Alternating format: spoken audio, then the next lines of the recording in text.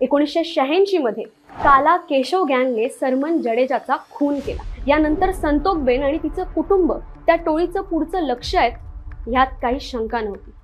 अशा वेळी हताश न होता संतोकबेनने शस्त्र हातात घेतली। तिने सरमनच्या गँगला पुन्हा एकत्र केलं, ज्यानंतर गुजरातची शांतता भंग करत एका गँग वॉरने जन्म घेतला।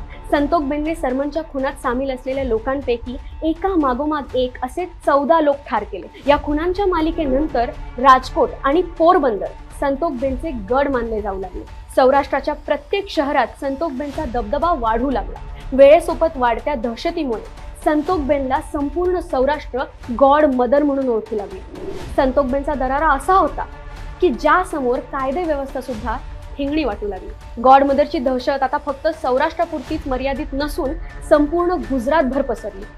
दहशत इतकी की कोणी तिच्याकडे किंवा तिच्या कुटुंबाकडे डोळे वर करून देखील बघायला घाबरायचं। एका जीवाच्या बदल्यात एक जीव न घेता हल्ल्याची चाहूल जरी लागली तरी संपूर्ण गुजरातचे रस्ते लाले लाल करायचे असा तिचा नियम होता।